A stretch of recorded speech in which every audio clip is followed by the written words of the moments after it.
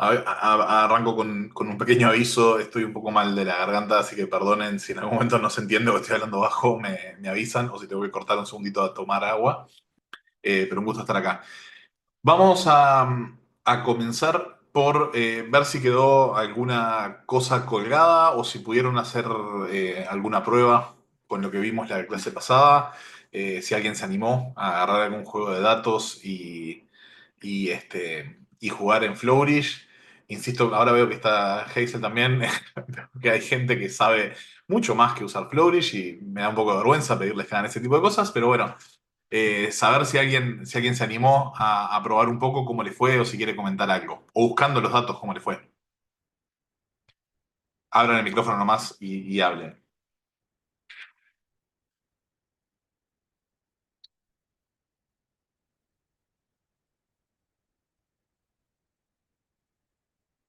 No encontraron muchos datos, quizás. Hola Daniel, ¿cómo estás? Buenos ¿Qué tal? días. Em, pues yo creo que para los que somos un poco más nuevos en el tema y con menos experiencia, la búsqueda de datos sigue representando como un reto, ¿verdad? Porque yo me pongo a pensar un poco en los prompts que se utilizan en inteligencia artificial, que tenés que ser como muy específico y tratar de ser, ahí sí que crear como una hipótesis de lo general a lo particular para poder llegar a los datos, ¿verdad? Entonces, en mi caso particular, a mí sigue representando como un reto el saber identificar hasta dónde quiero llegar y cómo ir encontrando esas rutas para utilizar al menos algo que te dé un poco de luz para seguir buscando información. Entonces yo también por ese lado quería como hacer el comentario de que a nivel personal sigue siendo un poco un reto, pero la verdad es de que si no te metes, si no empezás a hacerlo, pues es más difícil, ¿verdad? Entonces nada más como comentarte que sí hemos estado tratando la manera de conseguir más información, pero pues si tenés ahí como alguna sugerencia, un comentario, bienvenido. Bien. No, a ver, por ese lado, claramente, la dificultad es real, está presente. No todos los países y no todos los temas tienen la misma disponibilidad de datos. Lo que yo siempre sugiero en este tipo de casos es tratar de hacer proyectos en conjunto con actores que o bien saben que tienen los datos o bien tienen un interés compartido en la recolección u obtención de esos datos de alguna manera.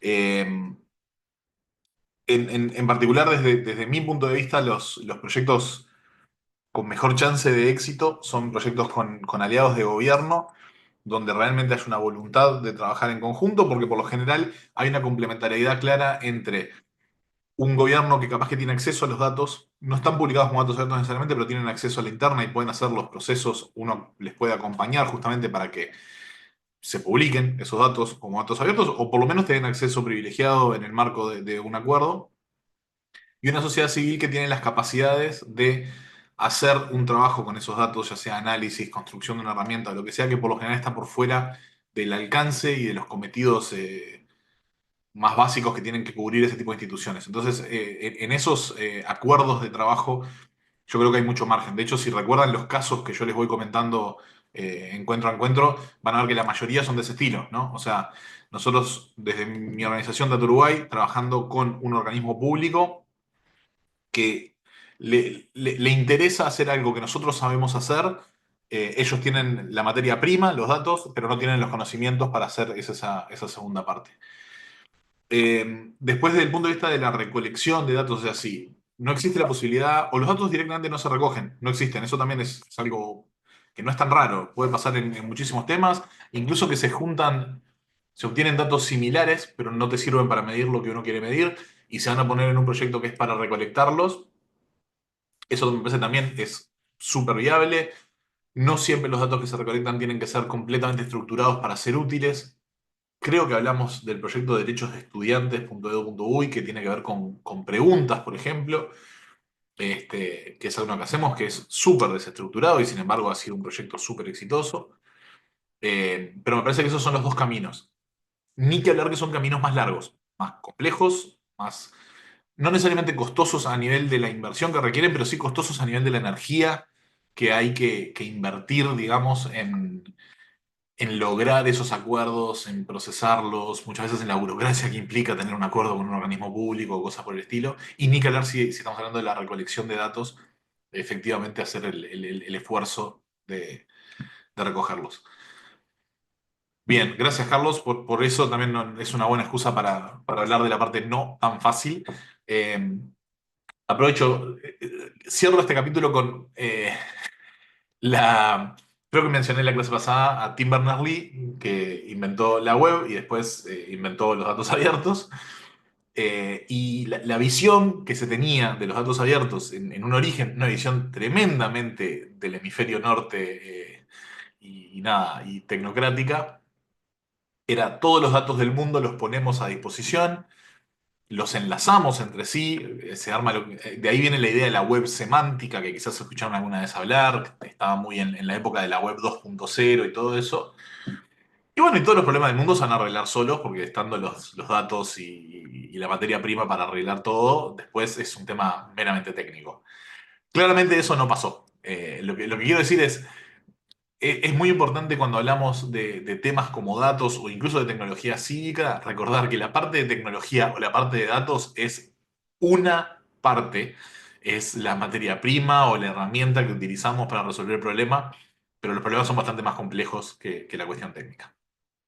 Bien, ¿alguien más que quiera contar algo de cómo le fue o algún intento, experimento o fracaso que haya tenido con el tema datos?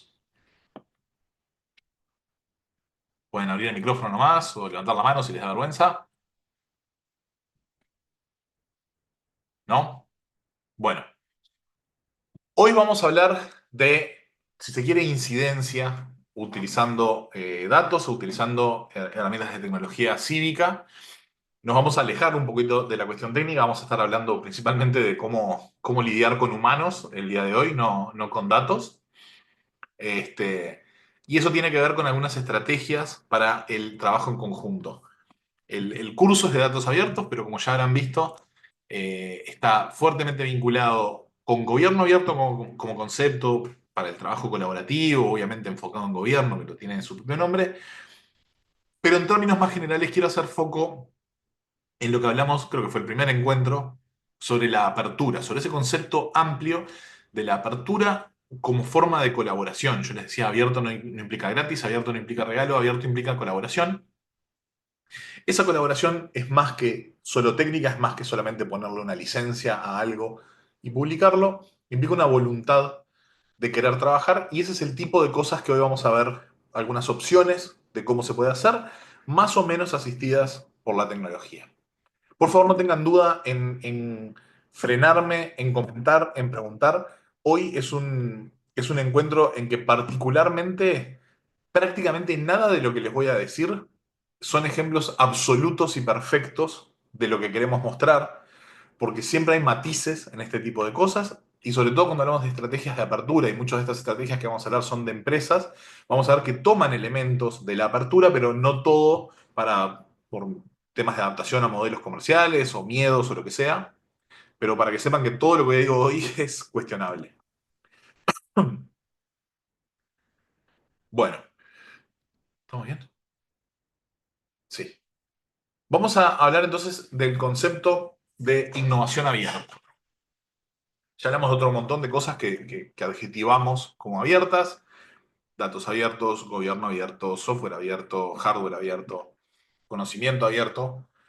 Cuando hablamos de innovación abierta, la definición varía sustancialmente por encima de lo que son esas cuatro libertades que vimos hace un tiempo, la libertad de usar, modificar, colaborar, republicar, solamente eh, con limitantes como mucho de reconocimiento a la autoría.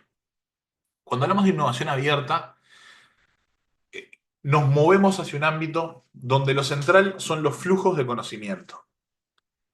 Yo lo resumo en esa frase. Básicamente cuando pensamos en trabajar en innovación abierta es porque reconocemos que aunque tengamos el mayor presupuesto del universo, es imposible que tengamos a la interna de nuestra organización todo el conocimiento que podemos llegar a necesitar o todos los recursos que podemos llegar a necesitar. Es un reconocimiento de que las personas por fuera, especialmente desde una óptica de pensar en las personas que experimentan los problemas en primera persona o desde una perspectiva, por ejemplo, interseccional, donde las vivencias de las personas son extremadamente distintas, eh, hay conocimientos que vienen de causa, conocimientos que vienen de interacciones, de historias, de vivencias, que es imposible tenerlos de forma interna o por lo menos tenerlos plenamente. Cuando aceptamos eso, es donde hace sentido realmente el trabajo colaborativo hacia afuera, donde la información fluye no solamente desde afuera hacia adentro, sino también desde adentro hacia afuera. Este, este concepto de innovación abierta se desarrolla relativamente temprano, no me acuerdo ahora exactamente si eran los 80 o los 90. Después empieza a refinarse mucho más, pero si les interesa profundizar un poco en el concepto, les recomiendo muy particularmente el libro Wikinomics, que es un libro que es post-Wikipedia, por decirlo de alguna manera, donde la Wikipedia marca un hito histórico, diría yo, para la humanidad, de proyecto colaborativo a nivel global, con incentivos que no están centrados en lo económico arriba. Pero una de las primeras plataformas que realmente introduce el modelo de la innovación abierta en el ámbito empresarial es esta que se llama Innocentive, que pasó por varios nombres a lo largo de los años, pasó por varios dueños, pero básicamente es una plataforma donde lo que se hace es negociar con la propiedad intelectual de distintas maneras. En vez de basarse en una lógica donde yo desarrollo con mi departamento de innovación y desarrollo toda la propiedad intelectual que necesito para cada uno de mis proyectos, todo el conocimiento, los descubrimientos, la investigación, para cada una de las cosas, yo externalizo parte de ese trabajo y parte de esos costos, disminuyendo los costos para la empresa y generando una serie de incentivos positivos para quien trabaja afuera. ¿Cómo nace esta idea? Alguien se da cuenta que buena parte de la investigación que se hace en empresas, piensen en empresas de investigación pesada, grande, laboratorios farmacéuticos, 3M, DuPont, empresas químicas, ese tipo de empresas que realmente invierten mucho en investigación y desarrollo, todo lo que descubren lo tratan de patentar de alguna manera por las dudas, pero solo un porcentaje pequeño de lo que patentan y registran obtienen beneficio.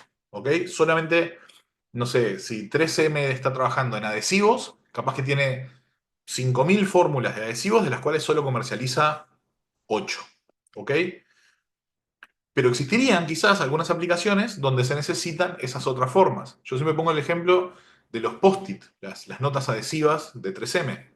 Por más que es un ejemplo que lo comercializaron, obviamente, nace de un, o sea, se descubre en base a un error de una de las fórmulas, a un problema de una de las fórmulas. En el desarrollo de adhesivos para papel, llegan a una fórmula que era muy mala pegando, o sea, la fuerza con la que pega el post-it es muy débil, pero como contrapartida, la reaplicabilidad es muy alta. O sea, vos podés quitar la nota, volverla a poner, quitarla, volverla a poner, quitarla, volverla a poner, y esa poca adhesión que tiene la mantiene a lo largo del tiempo. ¿Ok? Perfectamente, esa fórmula podría haber pasado a el cajón de esto no sirve para nada. Alguien tuvo la brillante idea de decir, bueno, no sirve para lo que queríamos, pero quizás podemos desarrollar otro producto en base a esto. Y ahí es donde nacen las notas adhesivas. Pero esos procesos se dan de forma excepcional, por eso es esta anécdota de hecho desconocida y está llena de libros de negocio y cosas por el estilo que la mencionan. Y los cajones deben estar llenos de fórmulas que a nadie se le ocurrió para qué servían, pero para algo deben servir. Entonces, alguien creó un sitio web donde pasan dos cosas. Quienes tienen descubrimientos de algún tipo de propiedad intelectual los ofrecen. Por ejemplo, tengo una forma de, no sé, soldar dos metales o tal aleación de metal con un consumo menor de gas argón. No sé, cualquier bolazo, estoy inventando, obviamente, o tengo una forma de eh, evitar el rechazo entre dos materiales que no son compatibles o cualquier otra cosa y se ofrece. Entonces, yo no sé para qué se puede necesitar eso hoy, yo no lo puedo usar para nada, pero lo pongo en ese mercado y si alguien está buscando cómo hacer soldadura entre estas dos aleaciones y resulta que le sirve, me puede pagar a mí, no para comprar la patente, sino por un derecho de uso y le resuelvo. En vez de invertir cientos de miles de dólares o millones de dólares en investigar desde cero cómo resolver eso y potencialmente, de hecho, después de que lo resuelvan, encontrarse que yo ya tenía la patente e igual tener que pagarme para usarlo, pueden buscar la solución, pagar por el derecho de uso y ahorrarse toda la investigación y desarrollo. Y después está la cara contraria, que son lo que se llaman desafíos de innovación, que lo vamos a hablar a continuación, si no me falla la memoria. Eh, bueno, que falló la imagen, pero no es demasiado importante, que tiene que ver con lanzar el problema y esperar a que me propongan soluciones. Lo que mostraba esta imagen eran algunos ejemplos de desafíos de innovación que se hacen en la Agencia Nacional de Innovación e Investigación de Uruguay, la ANI, que lo que hacen es tanto empresas como el gobierno, cuando es de gobierno se le llaman desafíos públicos, si no se le llama desafíos de innovación comunes, dicen, vamos con algunos ejemplos reales. El primero que se lanzó en Uruguay era Unilever, la empresa de alimentos, que estaba gastando un montón de dinero en la destrucción de alimentos vencidos. ¿Ok? Tipo las mayonesas que nadie compraba en el supermercado, vuelven a la empresa y las tiene que destruir porque ya no las puede vender porque están vencidas. Eso tiene un costo. Entonces, estaban buscando una forma de valorizar esos residuos de alguna manera que disminuyera el costo. Lanzaron ese desafío, recibieron propuestas de distinto tipo. Si no me falla la memoria, la que ganó tenía algo que ver con convertir esos desechos en parte de alimento para animales. Entonces, lo que lograron fue valorizar un residuo que antes tenían que pagar para destruir. Pasaron a vender parte de la mercadería vencida en vez de tener que pagar por su destrucción.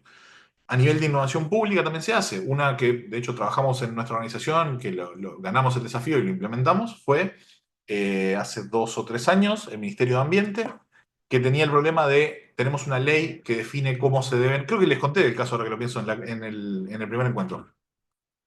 Tenemos una ley que define qué se tiene que hacer con los residuos industriales, que son por lo general residuos peligrosos, contaminantes, pero no tenemos un sistema de trazabilidad para saber exactamente qué es lo que pasa con esos residuos y si las empresas están cumpliendo con la reglamentación. Hay que diseñar el sistema de trazabilidad e implementarlo en un modelo piloto. Nos presentamos con una propuesta en base a desarrollar un software abierto, con todo un proceso de co-creación con los actores relevantes. Disculpen. Lo ganamos, lo implementamos y quedó el piloto instalado. Y eso se puede hacer con millones de cosas. Esta lógica de los desafíos es sumamente popular, se parece bastante a una licitación, por ejemplo, si ustedes lo piensan, solo que la diferencia está en qué es lo que estoy planteando. En una licitación o en un concurso de precios o cualquier cosa por el estilo, yo lo que estoy pidiendo es que me coticen la solución que yo ya definí. En un desafío, yo no estoy presentando la solución, yo estoy presentando el problema. Yo no vengo a decir, genérame un software, cuánto me sale hacer un CRM con estas características o cuánto me sale hacer un sistema de trazabilidad con estas características. Sino que es, yo tengo el problema de que esta información no la puedo trazar. No tengo que definir los parámetros del software, no tengo que establecer los requerimientos, sino que yo lo que estoy planteando es cuál es el problema que quiero resolver. ¿Me siguen con esa diferencia? Porque es relativamente sutil, pero fundamental. Me pueden poner deditos o lo que sea, o abrir el micrófono, pero si no se entiende eso, tenemos que volver.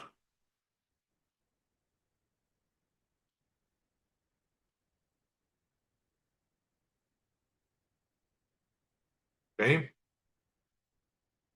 Bien. Bueno, después tenemos una. lógica de lo que se llaman mercados abiertos. Y acá empiezo con los asteriscos. Ninguno de los ejemplos que voy a dar son estrictamente abiertos en los sentidos que venimos definiendo en los encuentros anteriores, ¿ok? Todo toma elementos de apertura como parte de la estrategia comercial en los tres casos, pero los limita por temas de intereses o estrategia comercial. En el caso de Airbnb, a ver, por 500 puntos, ¿alguien se anima a arriesgar qué es lo abierto que tiene Airbnb? ¿Por qué Airbnb es un mercado abierto? ¿Qué es lo que está abriendo la plataforma a que los demás hagan?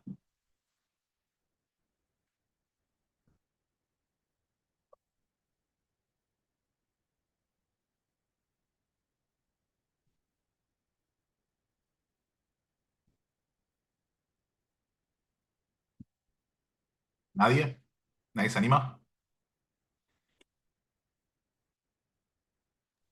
Adelante, Margarita. Hola Daniel, pues que permite que cualquier usuario pueda publicar un alojamiento, cualquiera puede crear una cuenta, anunciar y tener un negocio, pero con una comisión compartida, ¿no? Entonces te da la libertad de que puedas tú entrar y hacerlo, pero hay unas reglas, hay un marco de reglas de un solo único dueño detrás, ¿no? Exactamente. La innovación más importante de las plataformas del estilo Airbnb es que justamente el producto no es de la plataforma. Es un mercado que abre a que otros ofrezcan los productos y ellos intermedian en esa transacción. Igual es interesante, por ejemplo, compararlo con Uber, porque son radicalmente distintas en la forma de encarar eso a nivel de apertura.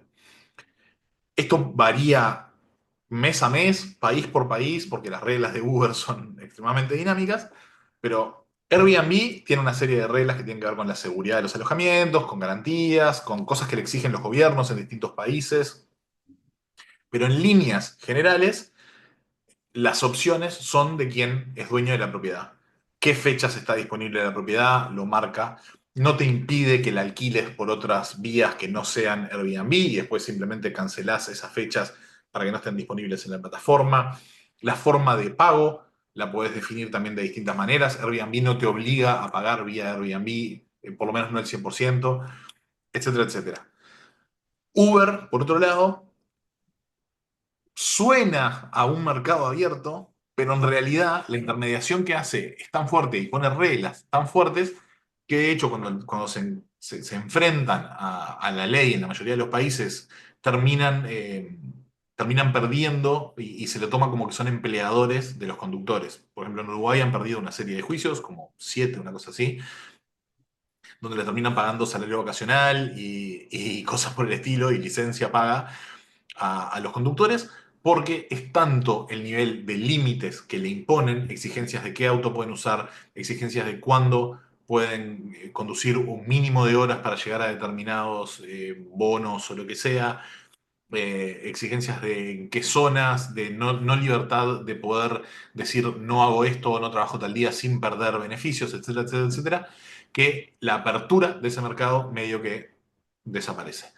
Entonces, de vuelta, ¿es 100% abierto Airbnb? No, pero utiliza una lógica, tiene una pata metida en esa apertura, donde la plataforma lucra con la intermediación, pero los recursos que usa, lo que está vendiendo, son cosas de otras personas. ¿Ok? Amazon tiene dos niveles para hablar de esto. Primero, que a veces es fácil olvidarlo porque Amazon creció un disparate, pero es una plataforma donde otros venden a través de Amazon, ¿no? O sea, hay un montón de los productos que vende Amazon que que los venden ellos mismos directamente. Hay un montón de los productos que vende Amazon que los venden otros, pero ellos gestionan la logística. No sé si vieron alguna vez Fulfilled by Amazon, que dice ahí en el costadito cuando lo compras, que significa que el producto ya está en un depósito de Amazon y son ellos quienes se encargan del envío.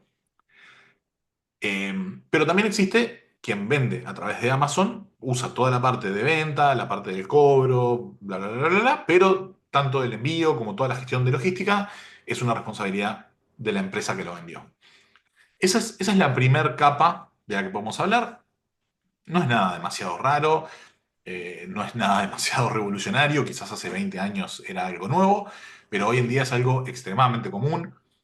No sé, por ejemplo, yo lo estoy viendo mucho con los sitios web de supermercados en Uruguay, por ejemplo, que están mostrando en el stock del sitio web miles, decenas de miles de productos que no están en el supermercado, sino que lo que hacen es usar su tienda como un frente para otras tiendas del país que venden a través de ellos. Entonces, por ejemplo, si yo compro una computadora a través del sitio web de un supermercado, pero esa computadora no me llega en el pedido con las bananas y el jamón, sino que es un envío que viene directamente de una tienda de computación que no tiene stock adentro del supermercado, solamente lo pone. Eso me parece que es interesante, y da para hablar del modelo de apertura, pero en este caso yo lo que quiero hablar Oh, específicamente es otro capítulo. Por tener un comentario de eso, solo quedó un micrófono abierto. Carlos. Está. Em, la otra cosa que hace Amazon que es interesante es abrir hasta cierto nivel datos y servicios. ¿Se acuerdan que hablábamos en encuentros anteriores de datos abiertos y servicios abiertos? En particular, en este caso lo que me interesa son servicios. Seguramente les ha pasado alguna vez que van a un sitio web y hay palabritas que están subrayadas en como un hipervínculo azul y si te paras arriba te ofrece productos para comprar. Vas a un sitio de cocina, estás buscando una receta y te enlaza a ingredientes para comprar o a la batidora que dice que necesitas la receta o lo que sea. Eso se hace de forma automática. Pasa también en sitios de noticias bastante usualmente.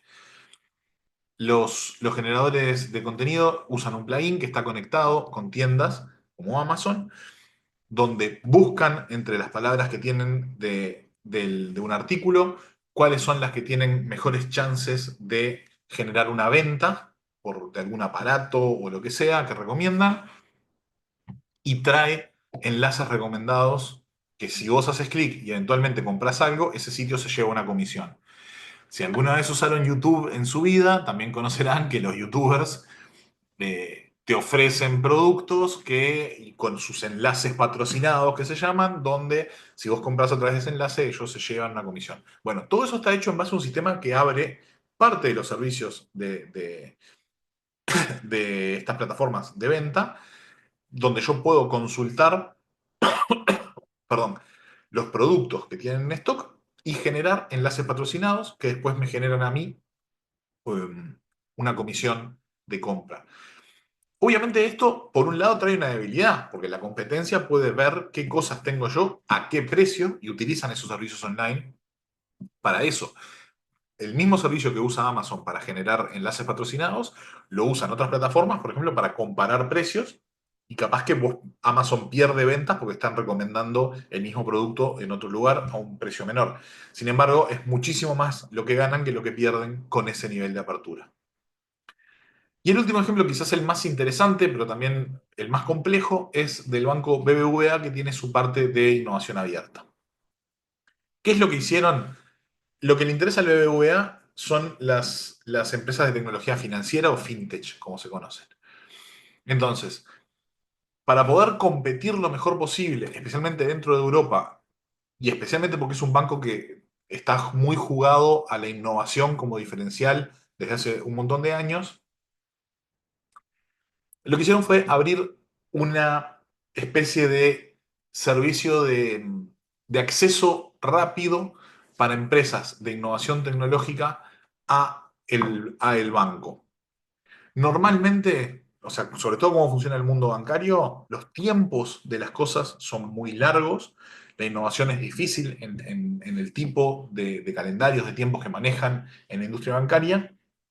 Entonces, para que una innovación llegue al interés de un banco, por lo general tiene que pasar por muchos escalones para consolidarse. De hecho, esa es la razón por la cual la industria financiera fue disrumpida, como se dice ahora, por jugadores externos al sistema bancario, cosas como Venmo en Estados Unidos o Cash App y otros por el estilo, o mismo PayPal si nos vamos un poquito más atrás, lo que hacen es justamente abrir una puerta de innovación por fuera de los sistemas bancarios tradicionales, aprovechándose de la lentitud con la que se mueven esos sistemas bancarios y obviamente de un montón de regulaciones que tienen.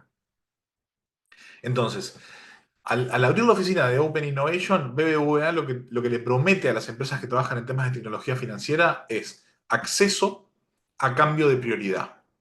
Ellos lo que decían era, ¿sos una fintech? Bueno, regístrate acá. Si vos te registrás con nosotros, lo que vas a tener es acceso privilegiado a eh, personal dentro del banco que se dedica a la compra de innovaciones en tecnología financiera, ya sea inversión en esas empresas o contratar esas empresas para usar dentro del banco. ¿Ok? ¿Y por qué lo hacían esas empresas? Porque el esfuerzo de inscribirse ahí obviamente les daba acceso a financiamiento o a la venta de productos. Esto le permitió, por lo menos durante un tiempo, ponerse por delante de otros bancos a la hora de descubrir innovaciones financieras. El objetivo era ese, era si alguien afuera de mi banco está pensando algo que para mí puede tener consecuencias significativas, yo quiero ser el primero en conocerlo y tener la primera oportunidad, ya sea de invertir en eso, comprarlo, contratarlo o lo que sea. ¿Se entendió? ¿Me siguen hasta ahí? Es una consulta. Sí. La, sí, estuve en Uruguay haciendo una formación hace poco, me pareció, bueno, que está, es un hub, ¿no? De la digitalización, de la casa de internet, del LACNIC, concentra bastante todo el mercado digital, ¿no? En este momento, ¿no? Data centers también.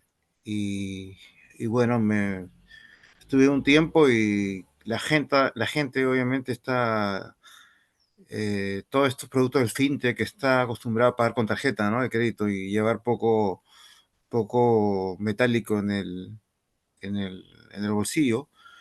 Pero acá en Perú, por ejemplo, algunos bancos han innovado con las billeteras virtuales.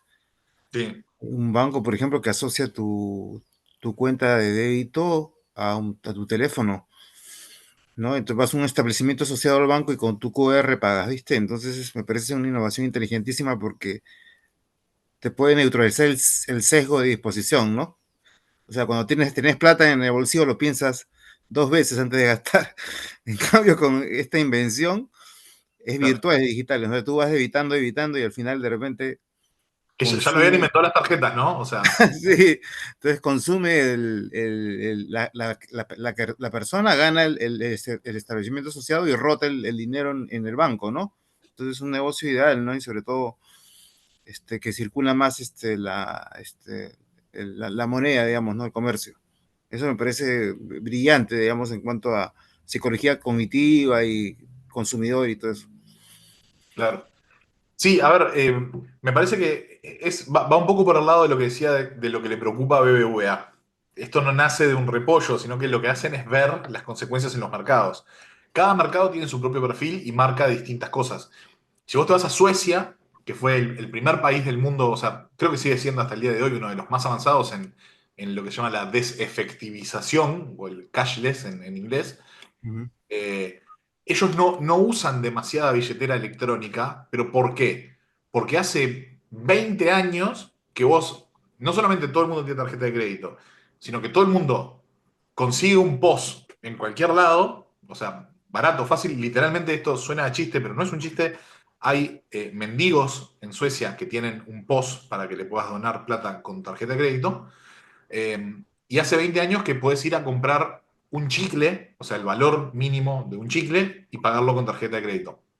Entonces, en una sociedad que tenía ese nivel de avance de la tecnología previa, no hubo una gran disrupción de los métodos de pago alternativos. Un ejemplo, casi por el contrario, interesante es Argentina. En Argentina, la revolución la hizo Mercado Pago. Uh -huh. ¿Por qué?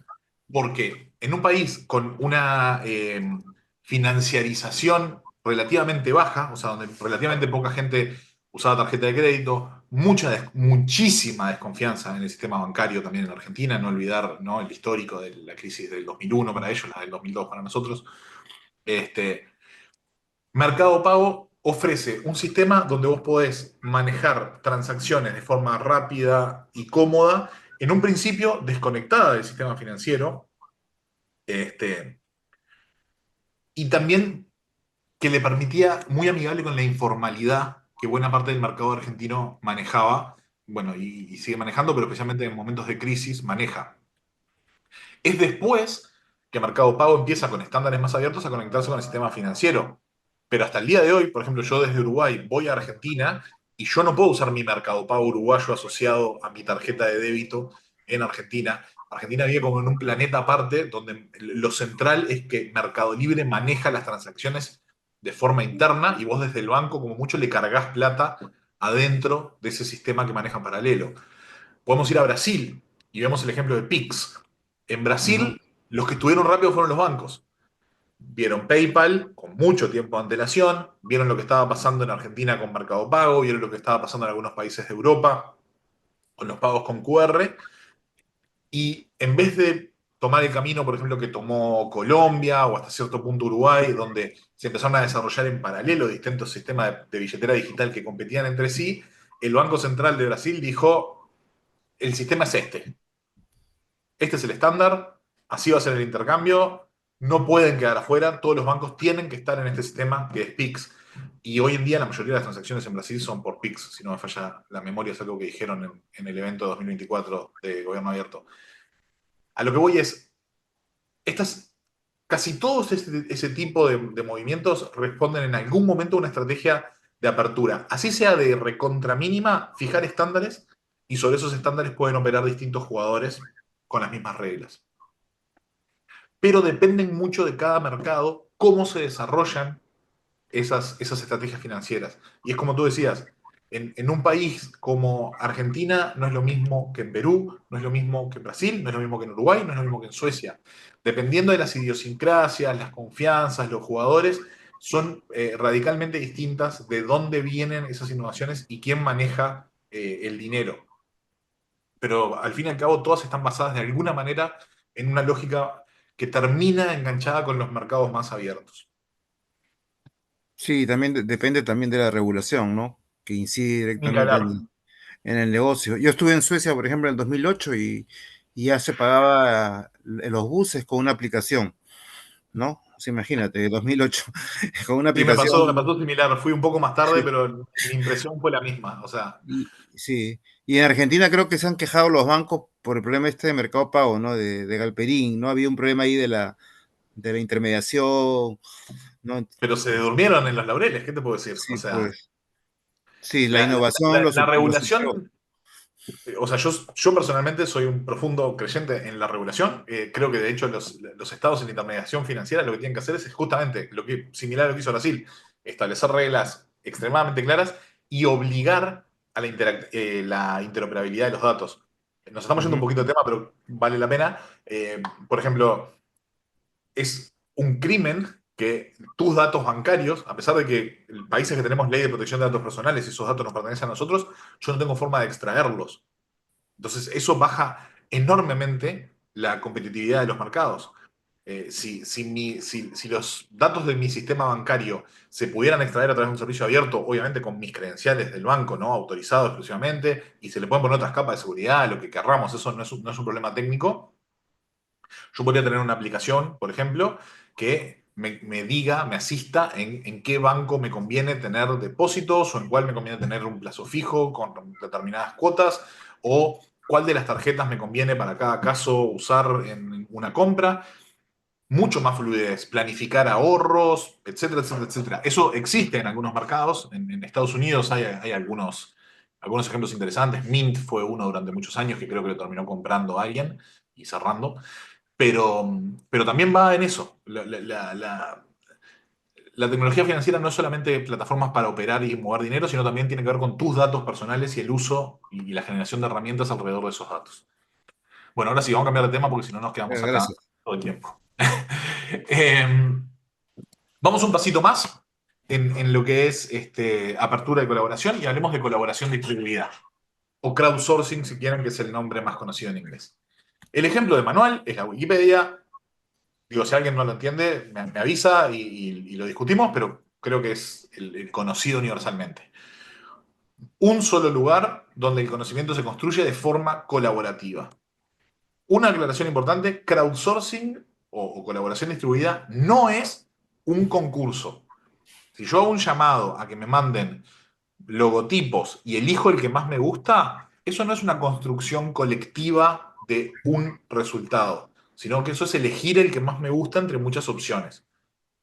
Cuando hablamos de colaboración distribuida, lo que estamos hablando es de muchas personas aportan a la misma cosa. Un artículo de Wikipedia es algo en lo que muchas personas escriben, editan, como el barco de Teseo. Capaz que lo que se escribió al principio desaparece y se sustituye 100% por algo nuevo, todas las letras del artículo fueron sustituidas, pero hay una acumulación, una colaboración que genera una misma cosa, en este caso un artículo, con los textos, con las fotos, con las tablas, con las estadísticas, con lo que sea. ¿Ok? Eso es colaboración distribuida, no concurso de logotipos o concurso de lo que sea. El segundo ejemplo, que a menos que lean islandés, no creo que sepan de lo que estaba hablando, tiene que ver con la constitución de Islandia. En 2008, ¿se acuerdan la crisis financiera global del 2008? A Islandia le pegó particularmente fuerte. El sistema bancario de Islandia prácticamente se fundió, pasó de ser un país de la OCDE a pedirle un préstamo al Fondo Monetario Internacional porque no podía pagar sus deudas. Eh, y eso terminó conectado con el sistema político islandés, terminó renunciando el primer ministro de ese entonces y con un cuestionamiento muy grande a las bases legales del sistema islandés que interpretaron que habilitó a llegar a esa situación. Ergo, termina en una reforma constitucional. Era 2011, a la altura que se decide hacer esa reforma constitucional, y la forma en que la ejecutaron fue a través de una serie de procesos colaborativos, tanto en línea como presenciales, y terminaron con una constitución que tenía incluso una wiki al estilo Wikipedia, donde los ciudadanos y ciudadanas de Islandia podían hacer sugerencias, editarla y cambiarla.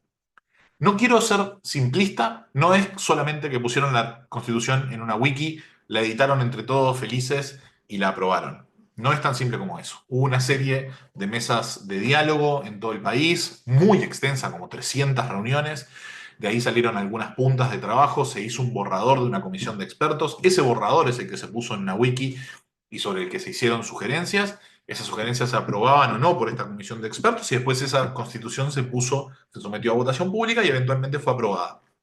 Pero fue el primer caso donde se usó no la colaboración, porque la colaboración existe desde antes de la humanidad, pero sí la tecnología de una wiki en particular para generar un texto legal, sobre todo a nivel constitucional en el mundo. Sigue siendo un ejemplo que yo sepa único en la historia, pero el punto es, más allá de si fue solo wiki o no, y es muy importante que se haya acompañado con esos procesos presenciales, se hizo de forma colaborativa, acompañado por herramientas digitales. Y el último ejemplo es Waze, que tal, lo reconocerán el icono, especialmente la gente de Costa Rica, que sé que es muy fan de Waze. A ver, ¿quién me puede decir cuál es, qué es lo más importante de la colaboración distribuida en Waze? ¿Qué es lo que distintas personas que están manejando colaboran cuando usan Waze? Yo creo que libertad de tránsito, porque los tránsitos en algunas partes del mundo, o por ejemplo aquí en Guate, son tremendos. Entonces, creo que ese es como uno de los focos más importantes.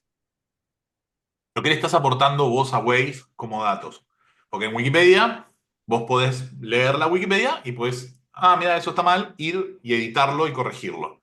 A Waze, ¿qué información le están aportando ustedes a Waze? Lo que en realidad está pasando en el tráfico, lo que está pasando en tu zona donde tú estás.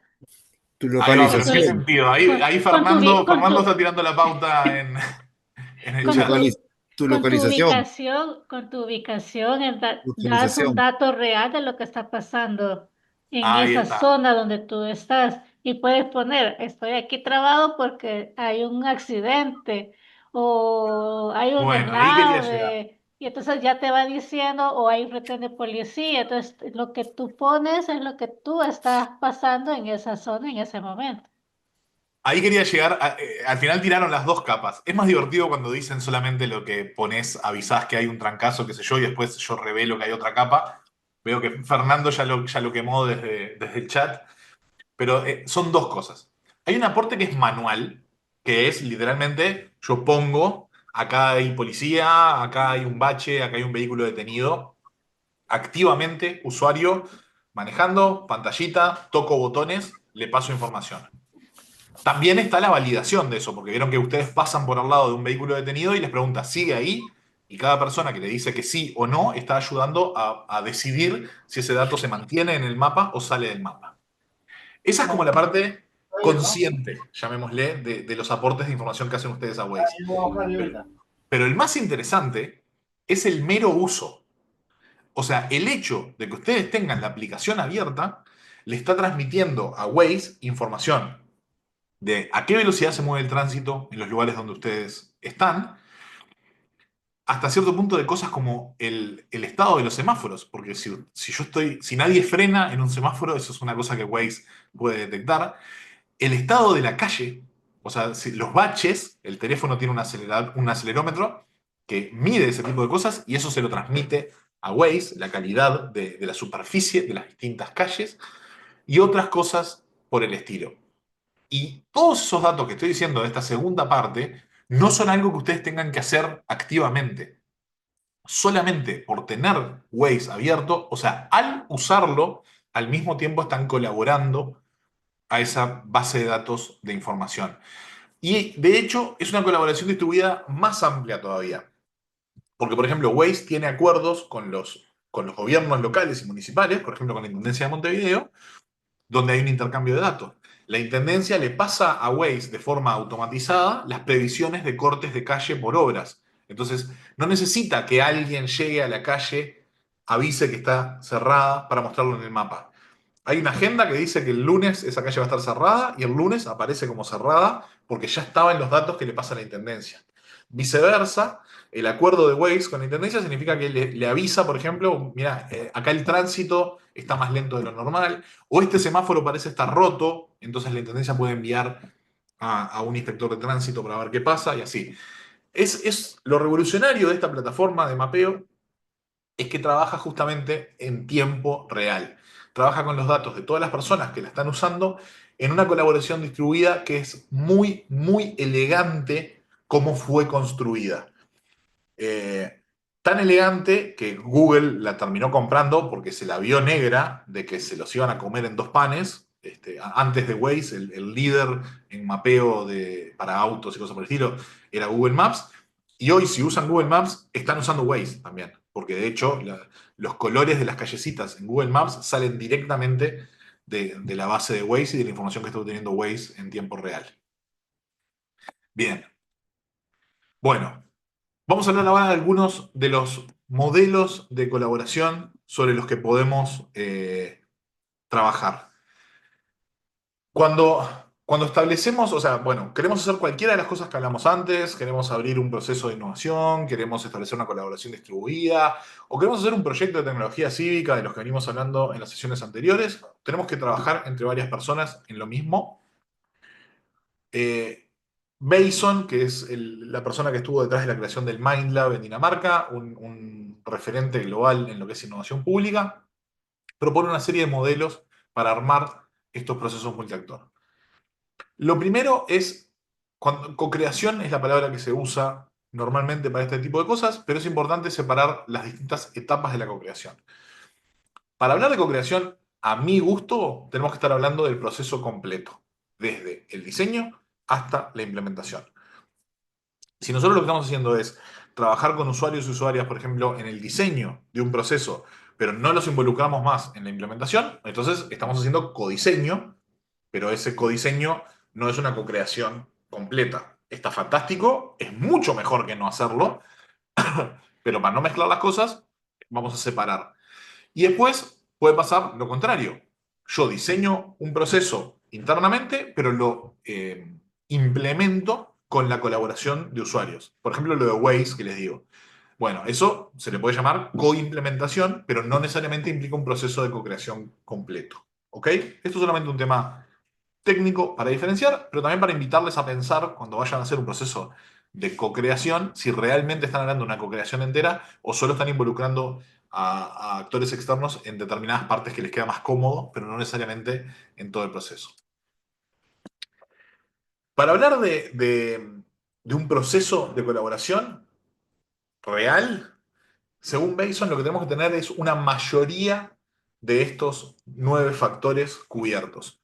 O sea, podemos hacer un proceso de co-creación con 5 o 6 de estos y no con el resto, pero no podemos decir que es un proceso de co-creación solamente porque tenemos 1, 2 o 3 de estos puntos cubiertos. Primero que nada, un problema u oportunidad definida y compartida. Suena tremendamente obvio, pero no lo es. La definición del problema es, en muchísimos casos, la mitad del problema. Definir bien qué es lo que queremos resolver, no cómo lo queremos resolver o lo que opina cada uno del problema, sino qué es lo que queremos resolver y estar de acuerdo en que eso es lo que queremos resolver. ¿Ok? Podemos hacer un proceso donde a dos partes les interese trabajar en lo mismo por incentivos completamente distintos, porque uno quiere resolver una cosa y otro quiere resolver otra, pero eso no es una colaboración para resolver el mismo problema. Quizás no sale bien, no digo que sea imposible, pero es bastante más difícil de trabajar que cuando estamos hablando de lo mismo y los dos queremos, o los 18, queremos resolver la misma cosa. Segundo, los tiempos. Esto es un clásico de sociedad civil y gobierno. Un proceso colaborativo no puede ser te llamo cuando me sirve, no te llamo más en otros momentos, te aviso hoy que tenemos una reunión mañana. Un proceso colaborativo implica tener claridad del proceso entero, no solamente de qué estamos trabajando, de cuál es el problema que vamos a definir, sino de cómo vamos a trabajar, cuándo me necesitas, en qué momentos tengo que participar, dónde tengo que tener la disponibilidad, etc. Fomentar el aprendizaje entre los actores significa que vamos a intercambiar. No es un proceso colaborativo si yo lo que te estoy llamando es a decirte cómo vamos a hacer las cosas o a enseñarte por qué es mejor esta forma de hacerlo. Un proceso de colaboración implica, similarmente a lo que decíamos en la innovación abierta, aceptar que yo no tengo todo el conocimiento. Estoy trabajando contigo porque vos tenés cosas para aportarme a lo que yo tengo y yo tengo cosas para aportarme a lo que vos sabés. ¿Ok? Todos los actores están comprometidos con el proceso. De vuelta, es una de las que suena obvia, pero no siempre es necesariamente así. Hay procesos colaborativos donde lo que se hace es invitar a un montón de actores que capaz que van para escuchar porque les invitaron y después le ponen como que fueron parte del proceso de colaboración y ellos te van a decir, yo no opiné nada, nadie me dejó hablar, a mí me llevaron a una reunión y ahora me pusieron ahí. Si no hay un compromiso con el proceso, no es verdaderamente colaborativo. También en el establecimiento de expectativas. Imagínense que ustedes los convocan para resolver el problema de la delincuencia.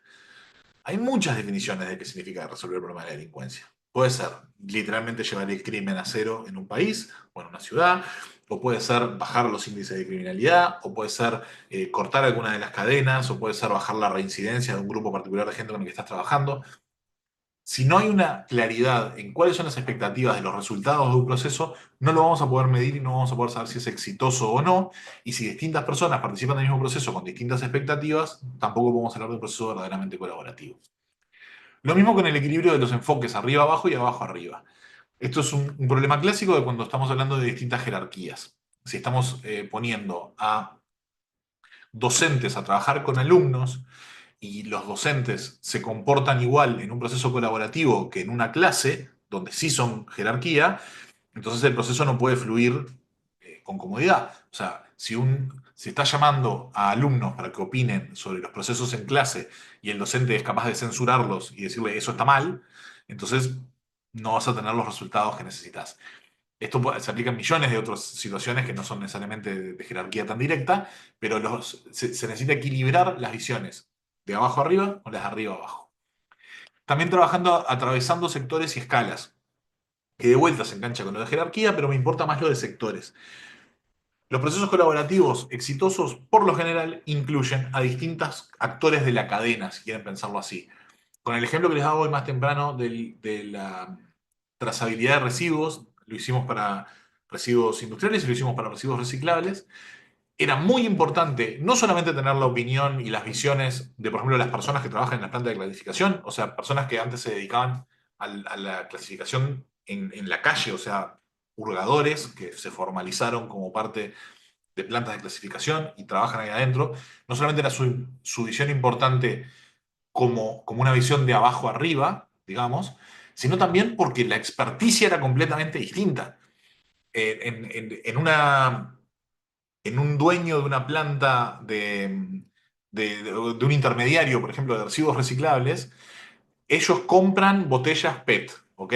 Y les importa un pepino cómo llegan esas botellas PET a acumularse. Simplemente compran una bolsa que ya está clasificada bien como botellas PET y capaz que las quejas que tienen son, bueno, a veces me viene alguna mezclada que no es del material correcto. Pero son quienes están clasificando esos residuos que saben, por ejemplo, que si la mitad de las botellas que llegan no tienen etiquetado, la mitad están sucias, entonces podrían tener el doble de botellas si hubiera, por ejemplo, criterios más permisivos con la limpieza o la gente fuera mejor con la clasificación en origen, etcétera. Distintos sectores tienen distintas visiones del problema que en distintos momentos pueden ser clave para resolverlo. Después manejar las diferencias de poder y conflictos, que también es muy parecido, especialmente cuando estamos hablando de conflictos como lo que queremos resolver. Después vamos a hablar de los focos de estos espacios. Hay temas de jerarquía, de diferencias de poder, y hay temas de confrontación. Lo que tenemos que buscar son espacios comunes para poder encontrar un área de trabajo entre esas diferencias. Y finalmente, si es posible o no el cambio institucional transformativo. Yo diría que esta es medio inevitable. Si queremos hacer un proceso de colaboración, pero no sabemos si ese proceso efectivamente puede cambiar algo, o sea, podemos trabajar, llegar a un resultado y que ese resultado se guarde en un cajón, todo lo que hicimos fue absolutamente inútil, ¿ok? Un proceso de colaboración tiene que partir de la base de que el resultado de ese proceso incide, si estamos trabajando con el gobierno, sobre la política pública, por ejemplo. Como decía, esto no significa que tengamos que cumplir el 100%, pero por lo menos una mayoría de estos temas. Como les adelantaba, después tenemos foco. Son tres formas muy distintas de encarar los procesos de colaboración. Foco sobre un problema, nos ponemos de acuerdo en cuál es el problema que queremos resolver y todos trabajamos desde nuestras ópticas, con distintas visiones, con distintas prioridades en la resolución del mismo problema. Cuando lo que tenemos que resolver, cuando el problema es un conflicto, la visión es otra. Nosotros tenemos que trabajar para encontrar puntos en común que permitan destrabar o articular ese conflicto de alguna manera útil. Y otra forma de trabajo distinta es cuando se trata de oportunidades.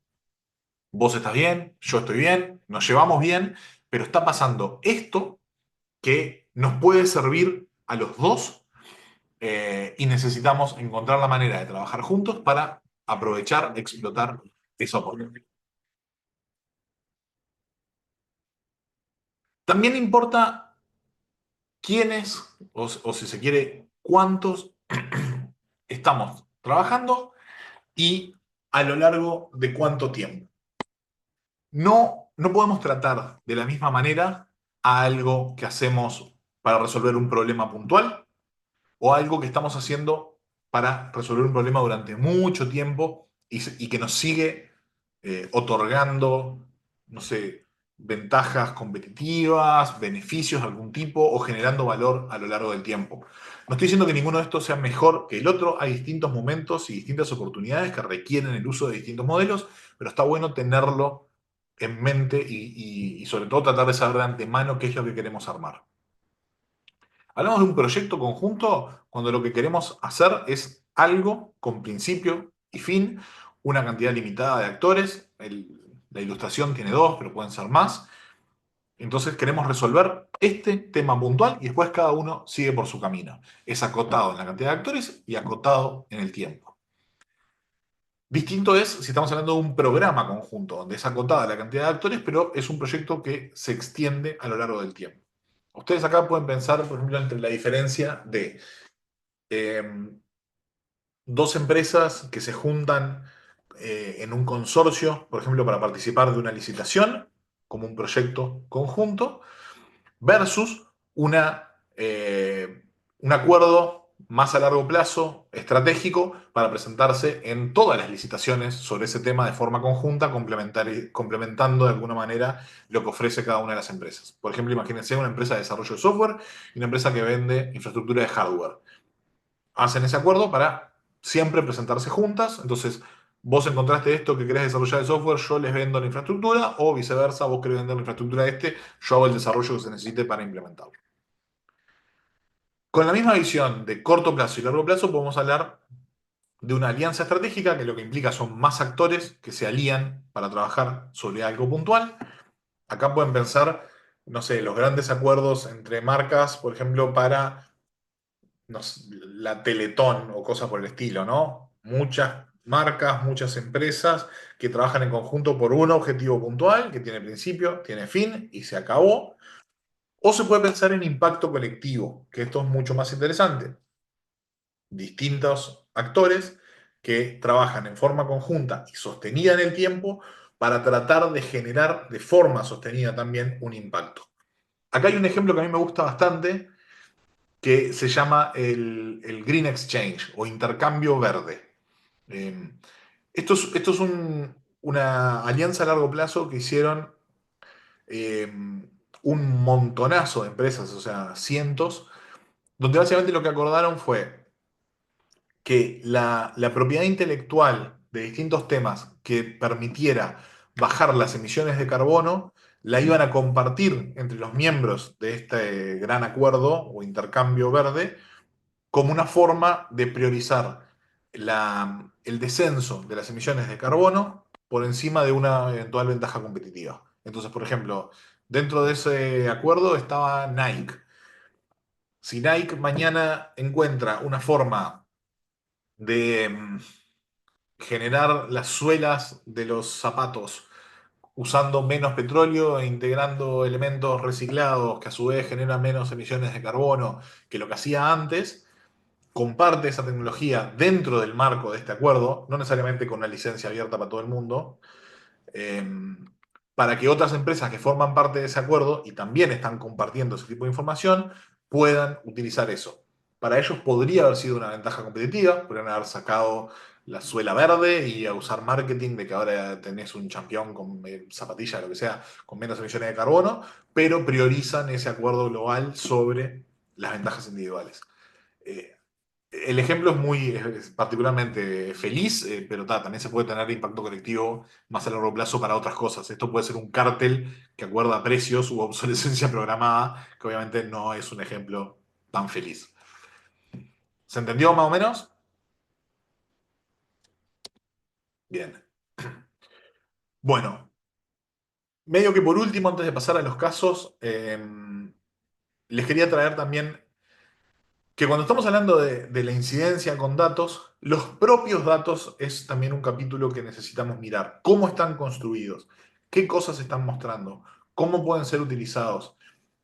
¿A qué personas afecta la publicación de esos datos o el corte que se hace sobre los datos o la forma en la que se estructuraron?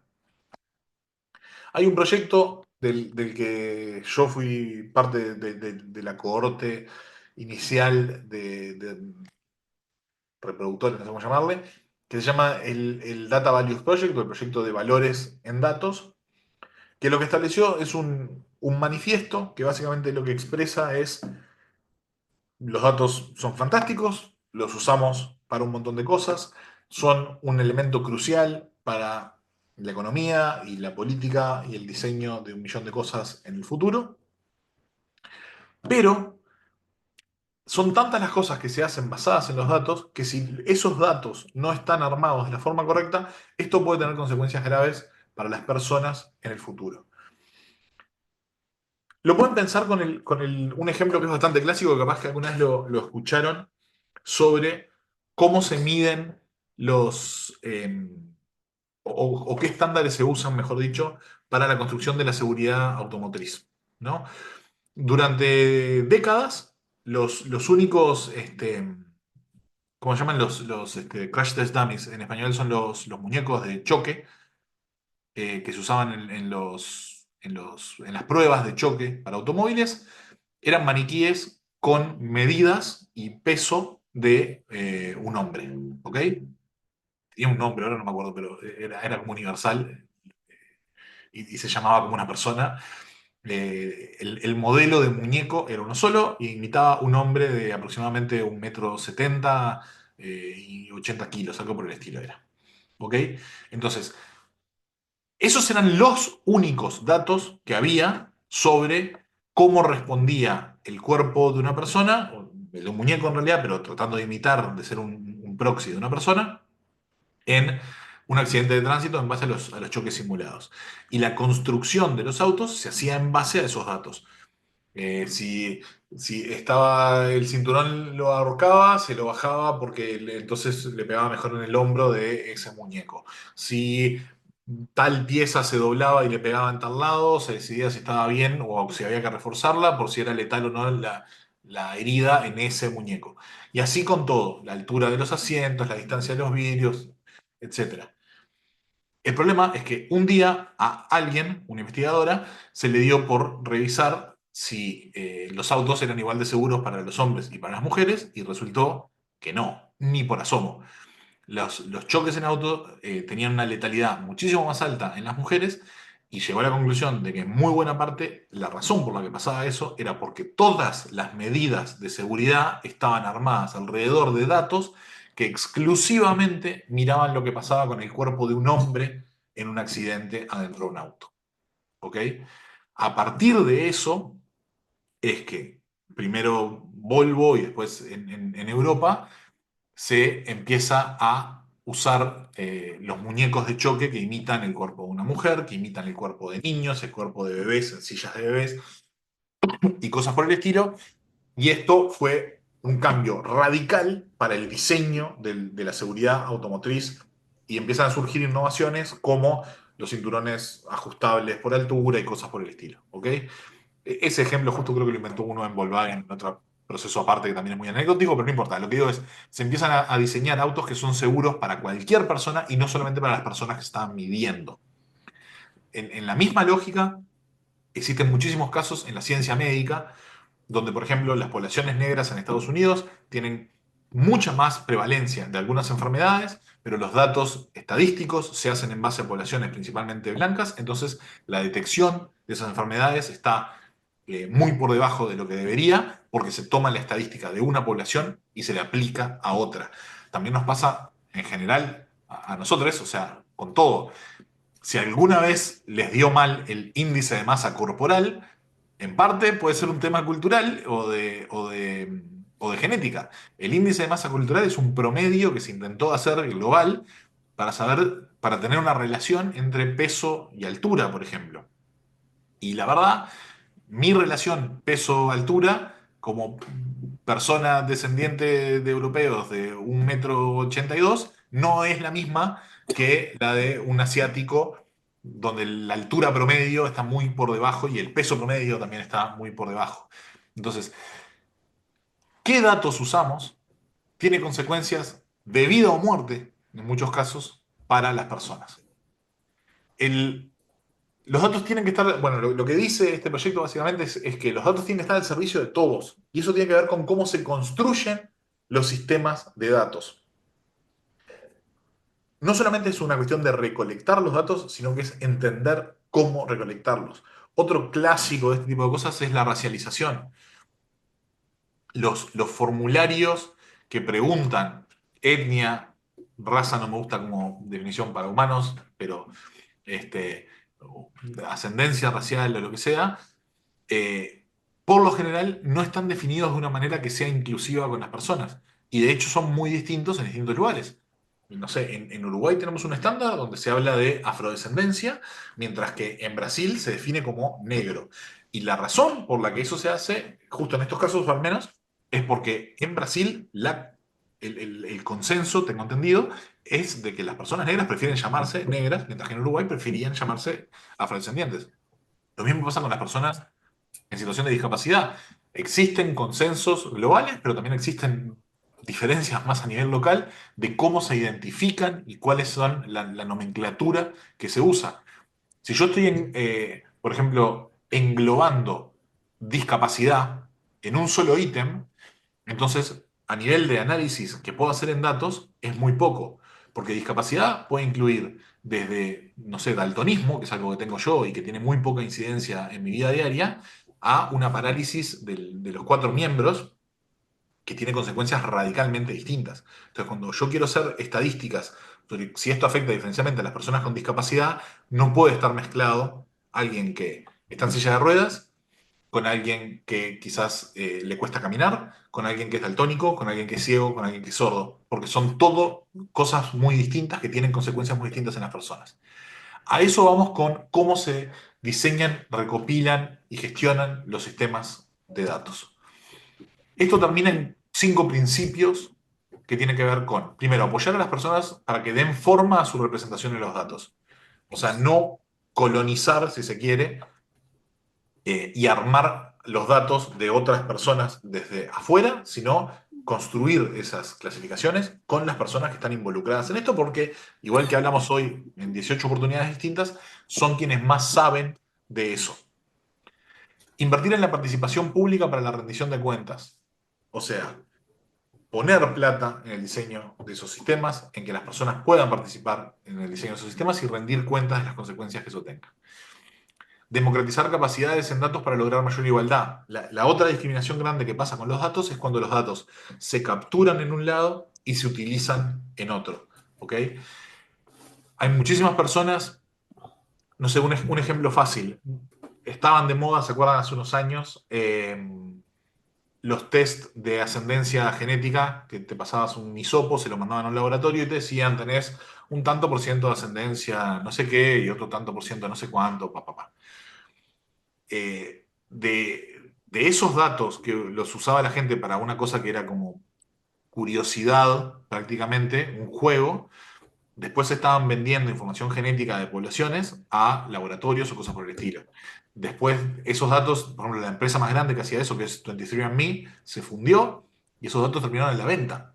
Y esos datos ahora los compraron empresas que no se sabe para qué los van a usar. Entonces vos podés terminar con, no sé, publicidad, por ejemplo, apuntada a personas con determinadas condiciones genéticas para tratar de venderte, no sé, hay un gen que denota una propensión en las apuestas, entonces capaz que van a usar esa información para apuntarte a vos específicamente que tenés una propensión más alta a apostar con avisos de casinos.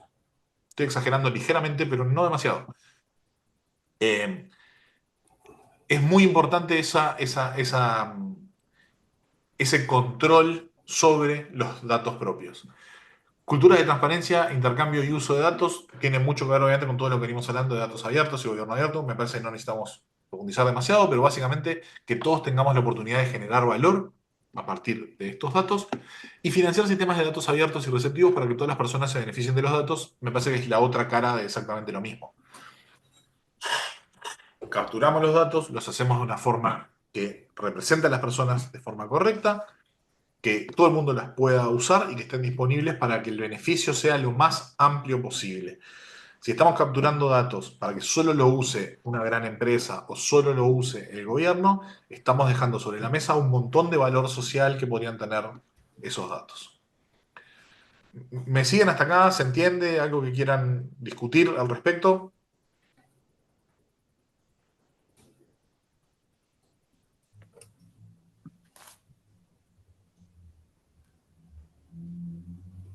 Bien.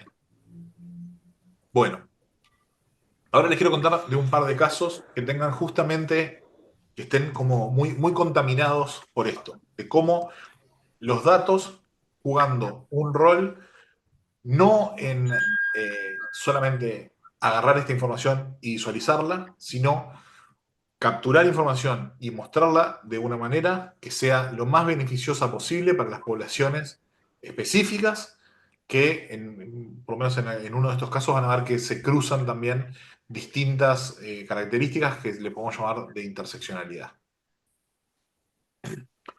El primero es un proyecto que se llama Cartografías Migrantes. Un segundito, por favor. Perdón, como decía, estoy medio mal de la garganta, necesito refrescar. Em, Cartografías Migrantes es un proyecto, para empezar, muy sencillo. Tiene muy poco de cuestión técnica. eh, el trabajo está mucho más cerca de la información que de los datos crudos, pero justamente queríamos sacarlo de ahí e ir en particular con las cuestiones vinculadas más a lo emocional, si se quiere, de la experiencia migrante. Es un proyecto cuyo objetivo es mostrar información organizada específicamente para personas que están pensando en migrar a Uruguay o migraron recientemente a Uruguay, y trata de ordenar distintas dimensiones de cómo tienen que rearmar su vida y todos los procesos que tienen que pasar durante esa migración. En esta captura de pantalla lo que ven principalmente son las secciones principales, que son residencia, salud, educación, trabajo, vivienda y acceso a la justicia, que son lo que le llamamos los mapas burocráticos. Lo que hacen es recoger datos y ordenar un montón de información que tiene más que ver con cómo accedo a mis derechos a la hora de la migración, empezando por obtener la residencia legal, pero después cómo tengo cobertura de salud, qué implica poder, inscribir a niños en la educación, sobre el mercado de trabajo, sobre cómo obtener una vivienda, las formas en las que se procesan las viviendas en Uruguay, y bueno, el acceso a la justicia más en términos generales. Algunos de esos utilizan datos más duros, por ejemplo en vivienda usamos datos de precios de alquileres para mostrar un mapa de calor con los precios de alquileres en distintos barrios de Montevideo como una forma de informar la decisión. En salud enlazamos con el otro proyecto que les he comentado, que es atuservicio.uy, que te permite tener indicadores de los prestadores de salud para ayudar en la elección de un prestador, cosas por el estilo, pero en otros casos es información narrativa ordenada de una manera que lo que hace es verlo desde la perspectiva migrante. Este proceso fue 100% co-creado con personas migrantes, porque desde el vamos en el proyecto participan más de un 50% de personas que son migrantes a Uruguay en todos los roles del proceso, no solamente como un rol de consulta.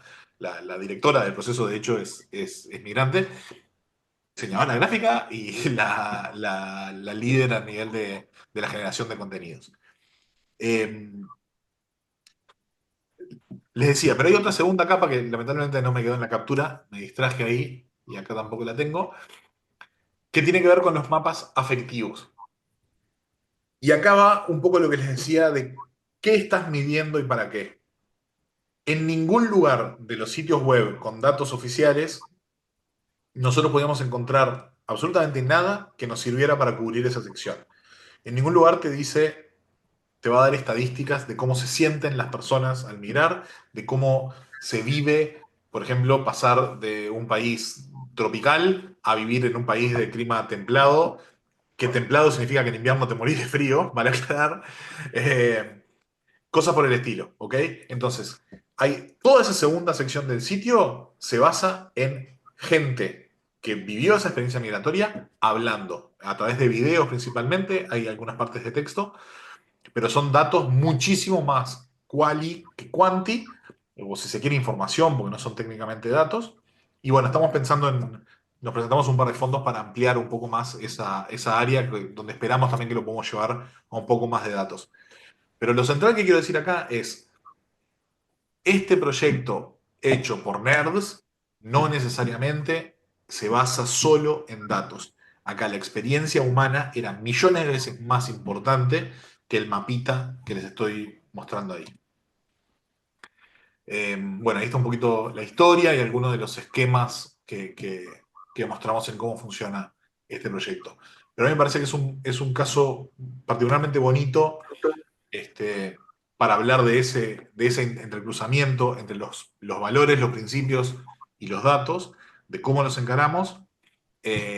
Y bueno, nada, una de las cosas que estamos trabajando ahora, por ejemplo, hablando de interseccionalidad, es una sección en particular para personas que forman parte de poblaciones LGBTQI+, que quieren migrar a Uruguay, porque justamente nos sentamos a hablar con algunos de las personas que trabajan en servicios que atienden a esta gente y descubrimos que hay todo un universo aparte de problemáticas y mitos a los que se enfrentan cuando migran a Uruguay.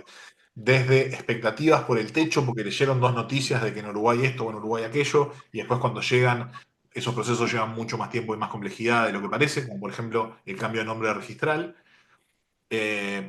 hasta, nada, situaciones especiales, particularmente difíciles que hay que atender a nivel de violencia o cosas por el estilo.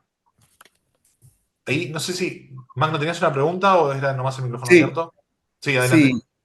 sí, me parece interesante esta innovación y el acompañamiento, sobre todo, ¿no? La parte efectiva, los intangibles, que es importante. Y ustedes hacen un monitoreo de la evolución del reasentamiento migratorio en cuanto a, a los migrantes, ¿no? No, Hacen, no, no llegamos a tanto. Nuestro objetivo, a ver, esto tiene que más que ver con un tema de capacidad y diseño de proyectos. Nosotros diseñamos los proyectos para que sean de bajo mantenimiento por un tema de que justamente por lo general no cuentan con fondos más allá del desarrollo inicial. Entonces no podemos dedicarle equipo para sostener los proyectos a largo plazo. Los proyectos tienen que ser autosostenibles. Por ejemplo, en este momento este proyecto no tiene ingreso ninguno, pero sostener un servidor web es barato. Entonces, siempre tratamos de diseñar o que se mantenga solo o tener un socio que se encargue de esa parte. Por ejemplo, creo que les contaba esto mismo con derechos de estudiantes, donde nosotros trabajamos con el Consejo perdón, con la Dirección General de Educación Secundaria de Uruguay, y hay un servicio, por ejemplo, de seguimiento y respuestas de preguntas sobre derechos para estudiantes, pero es algo que está del lado de la Dirección General de Educación Secundaria, que tiene su propio presupuesto y equipo, etcétera. No es algo que nosotros podamos abarcar. En este es este un, caso, perdón, eso estaba en los planes, sí, tratar de generar una alianza con alguna de las organizaciones de recepción a migrantes que trabajan en Uruguay. Por ahora no lo hemos podido concretar. claro, esta es una iniciativa pública, ¿no? No, esto es una iniciativa desde sociedad civil, O eh, civil. o sea, alineada, con cierto nivel de coordinación con lo público. Esto se hizo con consulta, digamos, de forma bastante colaborativa con el Ministerio de Desarrollo Social, con la Agencia de Gobierno Electrónico de Sociedad de la Información. O sea, los invitamos a distintas instancias de Sí. codiseño, por ejemplo, que hoy se paraba, participaron en la parte de diseño. No logramos tener, por lo menos por ahora, ningún acuerdo a largo plazo como para que participaran también en la implementación. Hoy en día no es un sitio oficial. Nos encantaría que fuera adoptado oficialmente, pero por ahora no. Pero está abierto, por ejemplo, que se pueda ampliar a que forme parte de lo que se hace el Wiki Government, ¿no? El Wiki Government, que es el codiseño, la co-creación, y que se puedan agregar empresas también para poder tomar de repente trabajo migrante, puede ser también abierto eso. Sí, absolutamente. O sea, en líneas generales, el tipo de proyecto que desarrollamos nosotros siempre están abiertos a ese tipo de colaboraciones.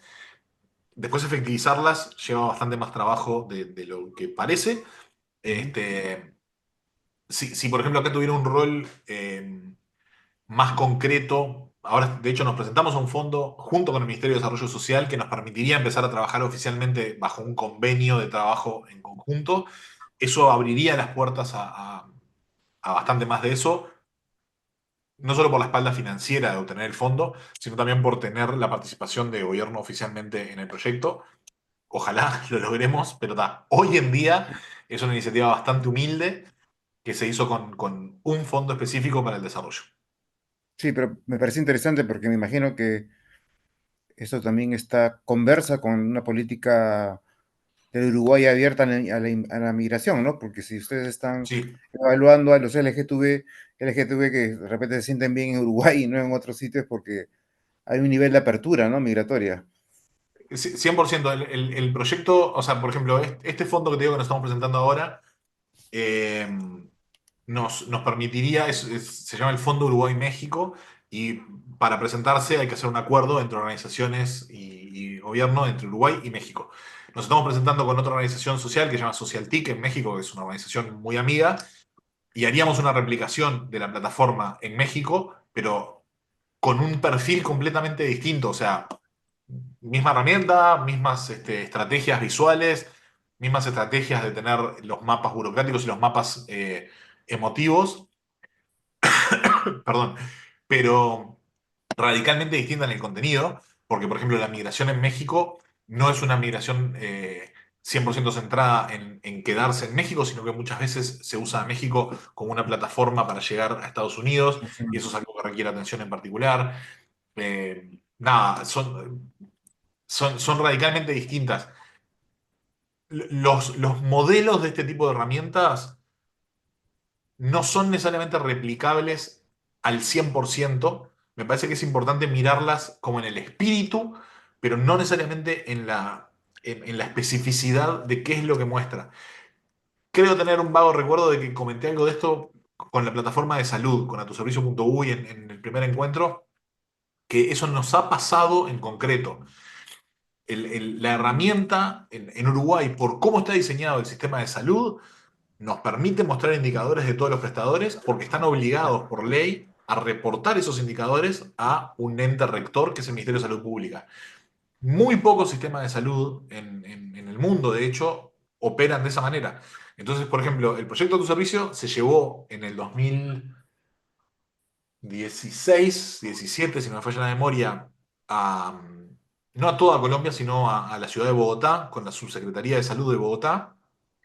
Se usó el nombre, se usó el espíritu del proyecto, pero operaba de forma radicalmente distinta. Estaba centrado en un mapa y no en indicadores, y estaba mucho más centrado en recibir feedback de los usuarios del sistema de salud sobre los servicios que en brindar información de los servicios a través de indicadores. Nada, fue un proyecto desarrollado, no lo desarrollamos nosotros simplemente colaboramos y de alguna manera permitimos el uso del nombre, de la propiedad intelectual, ya que le venimos nombrando tantas veces hoy. Quizás nosotros lo hubiéramos diseñado ligeramente distinto, pero ese fue el camino por el que optó la Subsecretaría de Salud de Bogotá y respondía al contexto local que era otro, bien distinto. Gracias, gracias. No, por favor. Bueno, y el segundo que le quiero contar es este que se llama Mapa Verde. Em, Primero, para que se entienda de qué estamos hablando. Mapa Verde es un mapeo, como se podrán imaginar por el nombre, de iniciativas juveniles que trabajan en temas ambientales. ¿Ok? Eh, Suena muy específico y es muy específico, pero justamente nace de la detección de un problema bien concreto que tenía que ver con las necesidades de estos grupos juveniles que trabajan en temas ambientales. Existen como dos, eh, por lo menos en Uruguay, pero creo que pasa en todo el mundo, como dos categorías de organizaciones ambientales. Están las organizaciones tradicionales, grandes, voluminosas, que vienen trabajando quizás desde el concepto de ecologismo en los 70s o 80s, que pueden pensar en, no sé, Greenpeace, cosas por el estilo, o salvar a las ballenas, o cosas así, que tienen una forma de operación bastante institucionalizada y tienen aparte sus propias culturas internas y cosas por el estilo. Pero después, con Fridays for Future como organización abanderada, surgen todo este tipo de movimientos que están más vinculados a personas muy jóvenes, a la urgencia del cambio climático, no necesariamente de un ecologismo general, eh, a una visión mucho más flexible de cómo se organizan, muchas de ellas de hecho sin personería jurídica ni nada por el estilo, más orientadas como a la acción, que de vuelta, Friday for Future es, por las dudas, es la organización de Greta Thunberg, que nada, arrancó como una protesta en una escuela, de todos los viernes iban y se sentaban afuera, y se convirtió en un movimiento global. Y bueno, desde la Universidad de Montevideo detectan como una necesidad de poder no solo mapear esos procesos de jóvenes trabajando en temas ambientales, generalmente por fuera de los ámbitos tradicionales de sociedad civil, sino también debilidades en el trabajo coordinado entre esas organizaciones. Entonces, el proceso nace como una necesidad de queremos apoyar a estos grupos de jóvenes para ver qué necesitan a nivel de qué información quieren saber de ellos mismos y cómo coordinan, cómo les apoyamos en su coordinación. Y lo que se hizo fue un proceso de co-creación con estas organizaciones jóvenes, invitaron a través de una mesa coordinadora que armaron, que coordinó UNICEF y esta universidad en en distintas instancias, poniéndonos de acuerdo qué es lo que querían saber, qué es lo que querían mapear. ¿No? O sea, partimos realmente de una hoja en blanco. De hecho, el plan original era armarles una plataforma para que se comunicaran entre ellos. Y una de las conclusiones que salió de esas reuniones es que ya se hablaban por WhatsApp y no precisaban más nada que eso. No les interesaba que les armáramos una plataforma de comunicación externa, que de hecho ya tenían como distintas, ya era bastante complejo el panorama como para tratar de agregar eh, más plataformas. Y terminó una herramienta que la adoptaron plenamente, no solo para el mapeo, que se sigue actualizando con organizaciones y dónde actúan y qué tipo de cosas hacen, sino también, y creo que sobre todo particularmente, con la parte de calendario de eventos. Esa, perdón, parte de esa articulación, digamos, entre las distintas organizaciones jóvenes se terminó resolviendo a partir de un espacio único donde todas ellas publican los eventos que están organizando, las distintas movilizaciones, activaciones, actividades, etcétera, y pueden participar de forma cruzada entre ellas a través de la plataforma. Es un ejemplo bastante humilde, no estoy diciendo que esto haya cambiado la acción climática en Uruguay, pero definitivamente nace de hablar con un público específico, de encontrar las necesidades específicas de ese público y responder a una construcción de un sistema de datos, tanto en el mapeo global de las organizaciones como en estas cuestiones de las actividades que querían registrar y colaborar entre sí. Y es un sistema que responde 100% a sus necesidades. Y bueno, lo último que tenemos para hoy es hablar de el lienzo o canvas de incidencia de datos. Antes de pasar a esto que nada, nos va a ocupar la última media hora y es bastante denso, ¿alguna pregunta o duda? Porque a partir de acá es todo abstracción.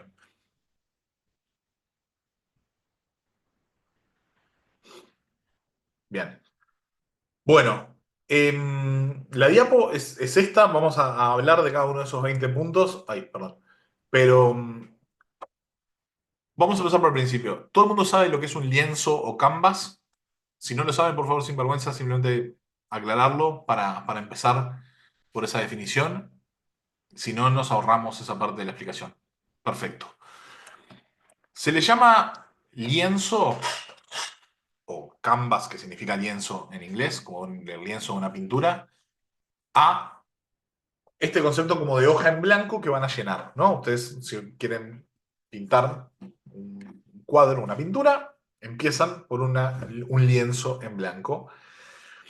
Se usa mucho en el mundo de los negocios, se usa mucho en el mundo del desarrollo web y programación. Hay distintas metodologías que impulsan el uso de lienzos y de alguna manera lo pueden pensar como una plantilla de preguntas que les ayuda a pensar sobre un problema. Yo lo primero que quiero hacer es desromantizar a los lienzos en sí mismos. ¿Ok? Un lienzo no es la solución a un problema. O sea, la respuesta al problema nunca es hagamos un canvas. Jamás. El canvas es una herramienta que les ayuda a ustedes a pensar a los problemas. De hecho, me voy a ir un nivel más de atracción. Yo creo que el rol más importante de esta herramienta es ayudarles a acostumbrarse a pensar sobre los problemas de determinada manera.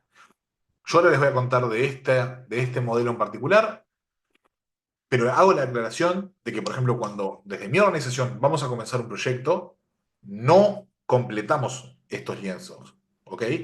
Lo que sí tenemos es interiorizado completamente el tipo de preguntas que están metidas en esto. No nos sentamos a poner el canvas entero y a contestar una por una las preguntas, y depende de su forma de trabajo, eso les puede resultar tremendamente útil o tremendamente aburrido. Y yo no voy a ser el que les obligue a que lo empiecen a usar todos los días. Lo que sí me interesa es la forma de pensar.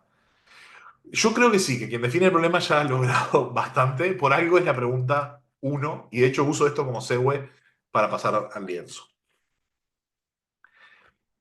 Este modelo de lienzo, que se llama el Canvas de resolución de problemas públicos, perdón que está en inglés, no conseguí versión en español, y lamentablemente el sitio web oficial de esto ya no existe. Fue desarrollado por el Laboratorio de Gobierno, el GovLab, de la Universidad de Nueva York, que viene trabajando de forma bastante sistemática en innovación pública hace muchos años.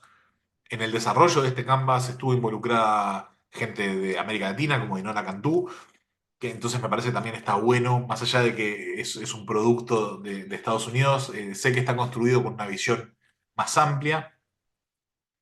Eh, y además, el GovLab ha participado de forma sistemática también en los movimientos de datos abiertos y gobierno abierto en toda América, que creo que ha informado bastante del desarrollo de este tipo de proyectos y sigo creyendo que hoy es uno de los modelos, que sigue siendo uno de los modelos de lienzo más útiles para el tipo de problemas que por lo menos a mí me toca trabajar, insistiendo que no es el único. A modo de ejemplo, otro de los que analicé es uno que se llama Canvas Cooperativo, que es uno que desarrollé yo junto con la Federación de Cooperativas de Producción del Uruguay, pero que no está tan asociado a los problemas públicos, sino que está asociado a cómo abordar los problemas con una visión del cooperativismo. ¿Tá? Em, pero de vuelta, cada uno encuentra el que le hace feliz. Vamos a tomar este como ejemplo para el tipo de cosas que estamos trabajando. El punto uno, ¿cuál es el problema que estoy abordando? Como ya decía Claudia, la verdad, eso es lo más importante. Acostumbrarse a trabajar sobre la definición de problema. Si les interesa leer, les incentivo a que lean sobre pensamiento de diseño o cualquiera de los libros de resolución de problemas públicos de Christian Bason, que es el mismo que vimos en toda la parte de procesos colaborativos, el fundador del MindLab, para entender cómo salir de la definición superficial de problemas y tratar de ir a los problemas de fondo, no a los síntomas, por llamarlo de alguna manera. Creo que ese es un paso fundamental, pero más allá de una definición buena, vuelvo también a lo que decíamos más temprano de los acuerdos sobre esa definición. Si estamos en un proceso colaborativo y los procesos de datos, no por definición necesariamente, pero en la mayoría de los casos, y sobre todo en la mayoría de los casos exitosos, están vinculados con la colaboración, tenemos que tener una definición del problema compartida y bien armada. El segundo punto es a qué personas impacta. Y de vuelta, esto se vincula con lo que venimos hablando, con la parte de data values o valores de datos que mencionábamos. Vamos a hacer, perdón el resfrío, vamos a hacer un proyecto en base a datos abiertos. Bueno, ¿cómo esto que hacemos impacta sobre la población a la que queremos, en teoría, ayudar? ¿Tiene consecuencias negativas? ¿Tenemos datos que son los correctos para poder hablar de esa población? ¿Esta población se siente identificada con lo que estamos mostrando? Hay un montón de cosas que podemos pensar de cómo impacta esto a las personas. Y no se queden exclusivamente, los Canvas por lo general están pensados como un ejercicio de introspección, pero el Canvas de solución de problemas públicos es un excelente candidato para que no sea un ejercicio de introspección, sino parte de un proceso colaborativo. Si ustedes tienen la oportunidad de trabajar con las poblaciones afectadas o con los distintos actores que van a estar participando en un proceso, el Canvas se puede armar con la participación de todos esos actores de forma colaborativa y les va a dar muchísimos mejores resultados que si lo hacen ustedes solos.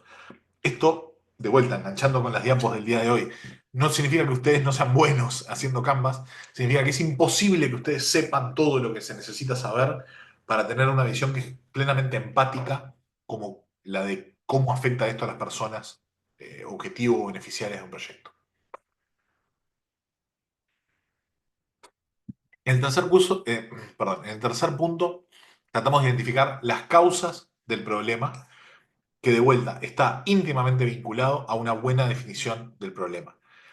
Si yo tengo que resolver el problema de que llego tarde al trabajo y llego tarde porque no tengo dónde estacionar y no tengo no tengo dónde estacionar porque a mi auto le cuesta arrancar y siempre pierdo 5 minutos todas las mañanas en invierno para que el auto arranque. Y tardo en arrancar porque no puedo cambiar la batería porque no tengo plata. Cualquiera de esos escalones puede haber sido definido como el problema, ¿ok?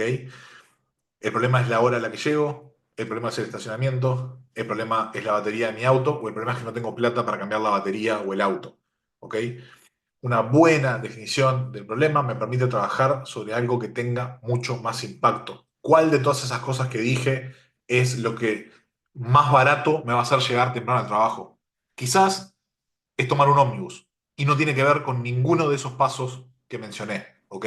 O quizás es comprarme una bicicleta, que es mucho más barato que cambiar el auto. Identificar las causas, identificar el problema es un ejercicio de costumbre, de pensamiento, si quieren llamarle lateral, de salirse de las razones obvias y entender por dónde puedo abordar los problemas y por dónde puedo encontrar soluciones que no necesariamente son lo que se hace siempre o lo más obvio. Recién en el punto 5 empezamos con lo que se llama la ideación, o acá le llaman la gran idea. No, es muy tentador cuando se hace un proceso de innovación arrancar por las grandes ideas. ¿Tá? ¿Cómo se resuelve esto? Ya está, tranqui, ya lo resolví. No, empezamos por analizar el problema desde todos los ángulos que podemos, los puntos del 1 al 4. Recién cuando podemos empatizar, tenemos el problema bien definido, empatizamos con las personas, entendemos las causas. Perdón, me salté la evidencia, eso es importantísimo. Y tenemos evidencia concreta que apoya todas las hipótesis que venimos manejando en los puntos del 1 al 3. Evidencia en este caso pueden ser datos abiertos, por ejemplo. Recién ahí empezamos a trabajar en la idea. Un, ¿Cómo decirlo? El cementerio está lleno de proyectos de datos abiertos que arrancan por la idea y a los 10 minutos se dan cuenta de que no existen los datos para poder hacer eso. ¿Ok? El poner el paso 5 antes del 4, considerando especialmente el 4 como existen datos o los puedo recoger, es uno de los principales problemas que tienen los proyectos de datos abiertos en general. Una vez que tengo esa idea, pasamos al punto 6, que es entender cómo esa idea genera los mecanismos para lograr el cambio. ¿Ok? Por lo general, mi idea sola no va a ser lo que genere un cambio, sino que activa determinados pasos que tiene que terminar cambiando una situación. Especialmente desde el punto de vista de la solución de problemas públicos. Y esto es una diferencia, por ejemplo, con un Canvas que está orientado a brindar un servicio. Si yo quiero brindar un servicio, suena un poco cínico, pero capaz que no quiero resolver el problema. Yo quiero resolverle el problema a mis clientes si me pagan.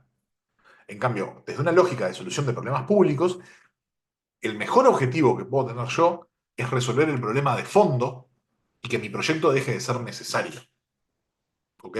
Hoy más temprano estaba en una charla, a alguien le contaba que esto nos ha pasado en algunos casos, por ejemplo, nosotros tenemos un proyecto, no sé si se los conté, creo que no, que era para reporte de problemas de infraestructura a la Intendencia de Montevideo. Y por supuesto que no resolvimos todos los problemas de infraestructura de Montevideo como para que el proyecto desaparezca, pero lo que sí pudimos hacer fue que nuestro proyecto inspiró a que los mecanismos oficiales de recepción de reportes adoptaran todas las buenas prácticas que nosotros teníamos en nuestro proyecto. El uso de datos abiertos, el mapeo público de sus problemas, la disposición, la visualización de problemas generales a las que te podés sumar, la información de los pasos de avance de resoluciones vía correo electrónico, Eventualmente, nuestro proyecto no le aportaba nada al mecanismo oficial y el proyecto lo dimos de baja. ¿Ok?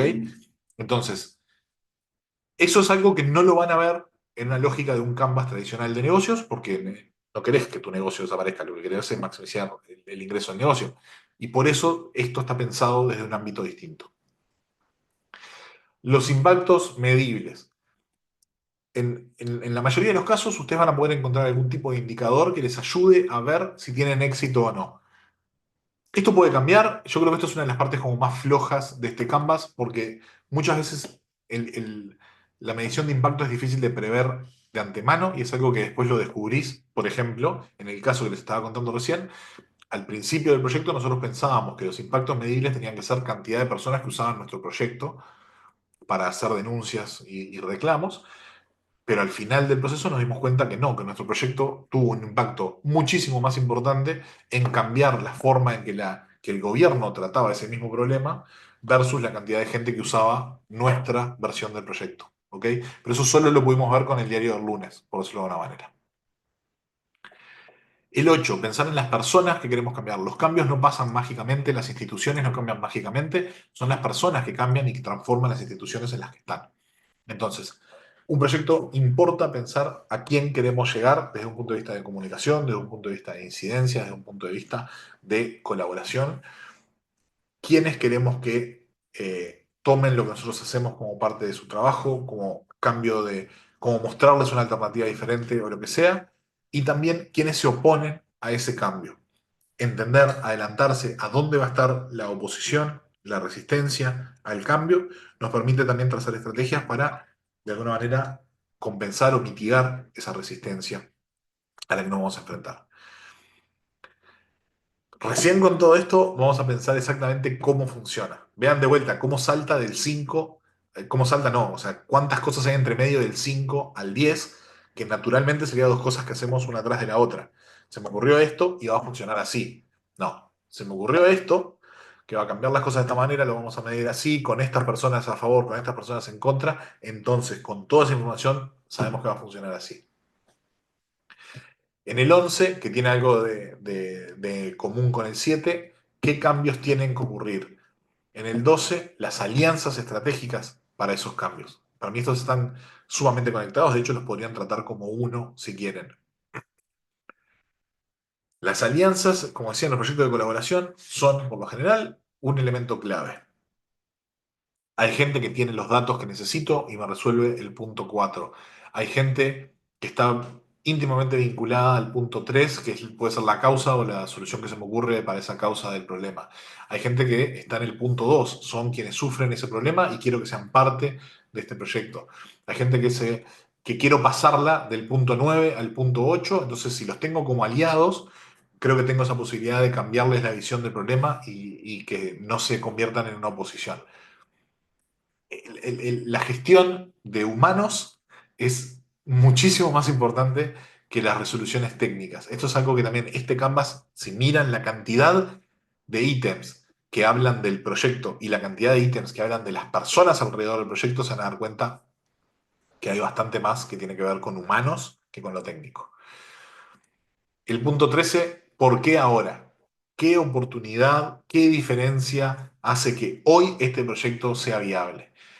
Esta es una pregunta interesante, creo que tiene que ver con una visión de la innovación que está muy vinculada a la disrupción de sistemas.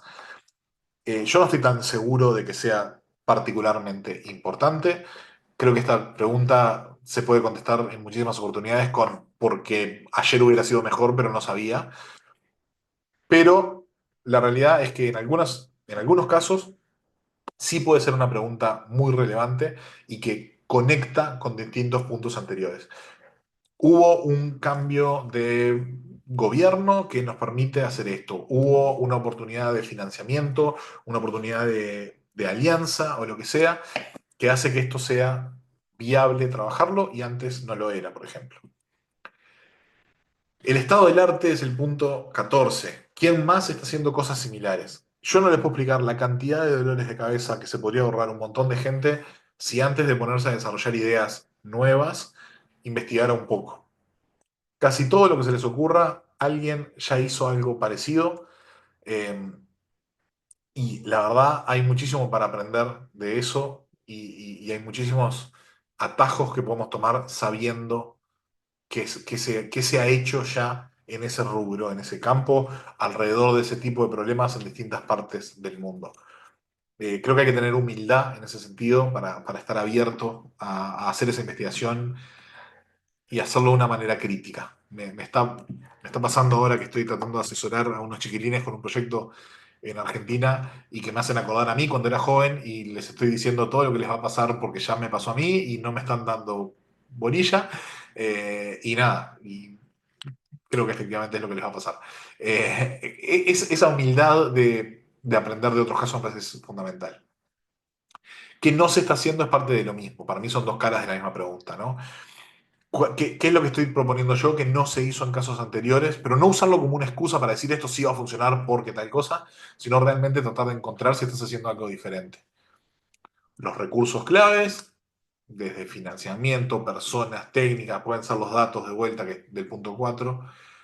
¿Cómo vamos, la estrategia de presentación, de desarrollo, de implementación? ¿Cómo lo vamos a hacer? Acá sí ya entramos en cuestiones más técnicas. La sostenibilidad del proyecto, que de vuelta es un punto importantísimo, si lo estamos haciendo en el marco de algo que tiene que sobrevivir, pero hay veces que este tipo de cosas las hacemos porque podemos, ahora, para ver si funciona, y después nos preocupamos a ver si sobrevivimos. Sí les recomiendo pensar en cosas como lo que les comentaba hoy, ¿no? Nosotros desde Data no desarrollamos proyectos que después necesiten que una persona quede fija en ese proyecto o que tenga un gasto fijo. Sí se pueden establecer como determinados parámetros de esto es lo que voy a poder sostener en el tiempo, más allá de esto, ¿no? Obviamente los riesgos. Y el punto 20 que suena tonto, pero la verdad que es una de las razones también por las que fracasan muchísimos proyectos, es por no pensar de antemano en cómo se comunica.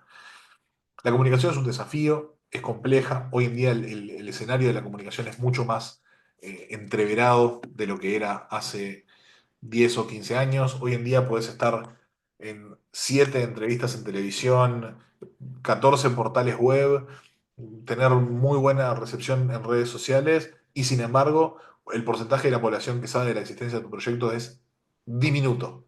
¿Ok?